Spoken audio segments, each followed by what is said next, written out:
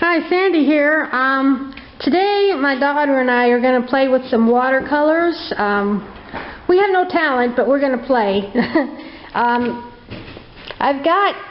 Since she was in kindergarten, every year we had to buy a new set of watercolors with a little round disc of color in it, you know.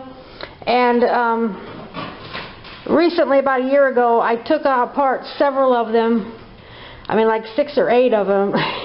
and dropped the same color into each of these cups, and I've got these all mixed with water, and I got some clean water here for rinsing our brushes. I got a bunch of brushes and some rags, and I've got these textured things. I've never used these, but I'm hoping I can paint some watercolor onto them and leave some texture on the paper. We're going to try that.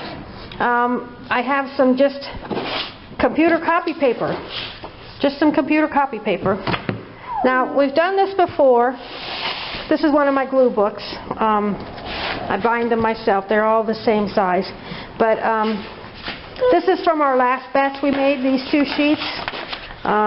They're pretty bold. They look blue in the camera, but they're actually green. But mostly we like to do a lot of splattering, but we put all kinds of patterns on them. And this is my Gluebook. And I hope the lighting's good. You can see that I don't do this every page, but sometimes I just like to use my watercolor papers as a background. Let's see if I can find any more. This one was a watercolor background. So that's what I do with them, and I like to... It's been over a year since we made this last batch, so it lasts me a while. Here's another page with the watercolor background. So today we're going to make the watercolor background, and I'm in my garage.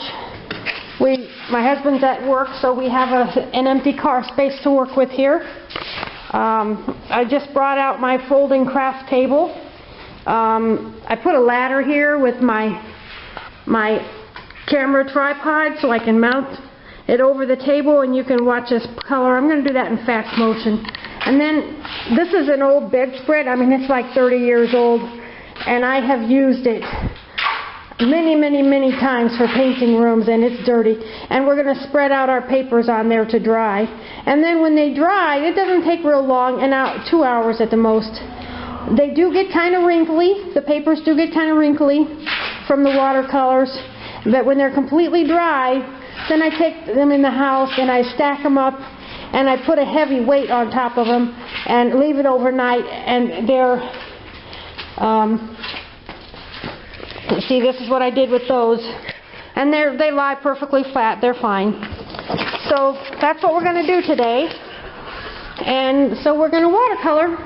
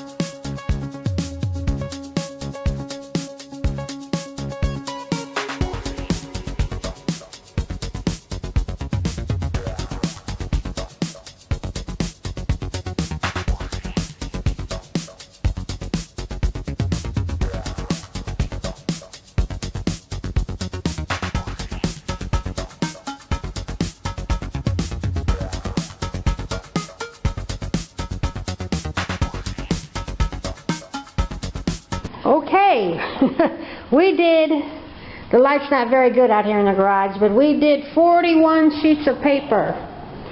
You can do this. And most of these pages are not going to, just a little bit of me showing through on my glue book pages. These are not the finished works of art by any means, but these are our watercolor pages that I'll use for the backgrounds of my glue book pages, and we had fun. Made a mess. So in a couple hours I will stack them up and when they're dry, and put them under a heavy weight so that they're nice and flat and not all wrinkled up. We made quite a mess of our table, but it's going to clean up pretty easily because it's watercolors, and well, you can't really see it, but there's some splattered on the floor. I think I'll wipe that up too.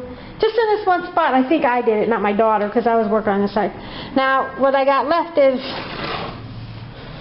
this, and what I did last time is I just put it away in a room that we never use, and I left it for about 3 weeks, and it dried up, and then when I used it today, all I had to do was add some water.